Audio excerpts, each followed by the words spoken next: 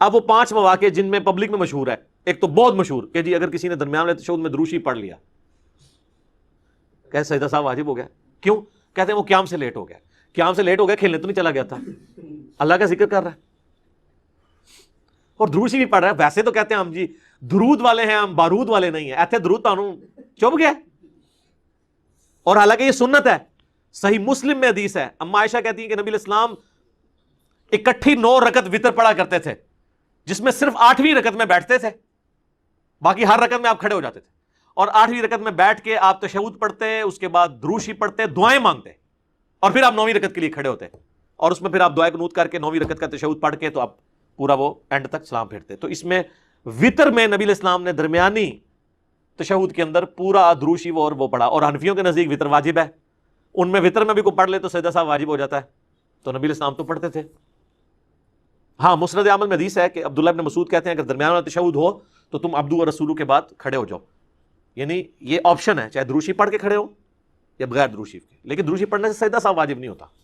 اور اس پہ فقہ حنفی والوں نے ایک خواب امام حنیفہ کا مشہور کیا ہوا ہے. وہ کہتے ہیں امام حنیفہ کو نبی الاسلام کی خواب میں زیارت ہوئی. امام حنیفہ سے معذرت ان بیچاروں کو پتہ بھی نہیں ہوگا. کہتے ہیں نبی الاسلام نے کہا تو نے سجدہ صاحب واجب کر دیا جو دروشی دوسری رکعت میں پڑھ لے میرے ماننے والوں پر. تو انہوں نے کہا یا رسول اللہ اس لیے کہ وہ غافل ہو کے پڑھ رہا ہے.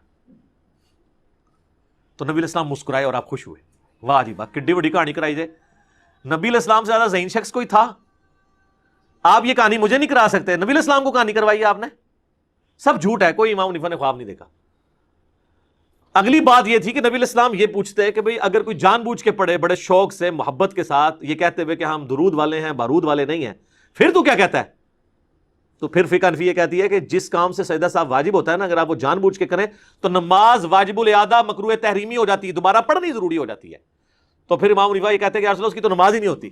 تو پھر حضور نے کہا یار ایک ہی 2 نمبری ہے، کیڑا بھول کے پڑھے تو انہوں تو کہنے غافل ہو کے پڑھے، اور جو جان بوجھ کے پڑھا ہے انہوں کہہ رہے ہیں جان بوجھ کے پڑھے تو نہیں ہوتی. نہیں وہ قیام سے لیٹ ہو جاتا. پھر یہ کہانی نہ کرائیں، سیاسی بیان نہ دیں، پھر پہلے ہی وہی بات کریں نا، کہانی پکڑی جاتی ہے. اب تو ایسی پکڑی جاتی ہے. تو یہ درمیان والے تشہد میں آپ دروشی پڑھیں، ہم تو پڑھتے ہیں، اینڈ تک دعائیں بھی پڑھ سکتے ہیں، کوئی سجدہ صاحب واجب نہیں ہوگا، سنت ہے. اسی طریقے سے کہتے ہیں جی کہ فرض کی آخری رکعتوں میں سورت ملا لی تو یہ غلطی، کوئی غلطی نہیں، بخاری مسلم میں نبی الاسلام ملا لیتے تھے. ویسے فقہ حنفی بھی اس پہ سجدہ صاحب نہیں بتاتی، لیکن وہ کہتے ہیں فرض میں نہ ملائیں، حالانکہ ملا بھی سکتے ہیں. تیسرا، قرآن کی ترتیب بدل دی تو وہ کہتے ہیں کہ اللہ آپ کا دل ٹیڑھا کر دے گا. یا قرآن کی ترتیب تو یہ بدلنا ہے کہ اگر کوئی سورۃ الناس کی تیسری آیت پہلی کی جگہ پڑھ دے، پہلی کو چوتھی پہ لے جائے، یہ ہے. سورت پوری کی پوری آگے پیچھے ہو جائے تو یہ قرآن کہاں سے بدلا؟ قرآن تو جس ترتیب میں نازل ہوا ہے وہ اس پہ تو آپ بھی نہیں پڑھ رہے. سورۃ العلق پہلی سورت ہے جو نازل ہوئی ہے، پھر تو آپ کو ہر فرض نماز میں پہلی رکعت میں سورۃ العلق پڑھنی چاہیے. کوئی بھی اس کے علاوہ پڑھی تو آپ نے ترتیب بدل دی. ویسے یہ فقہ حنفی والے بھی کہتے ہیں ترتیب بدلنے سے گناہگار ہوں گے، نماز ہو جائے گی، سجدہ صاحب نہیں. حالانکہ مسلم شریف میں ہے کہ نبی علیہ السلام نے نماز پڑھی تو آپ علیہ السلام نے پہلی رکعت میں سورہ نساء پڑھی اور دوسری میں آل عمران پڑھی. ترتیب بدل دی، شکر ہے بدل دی.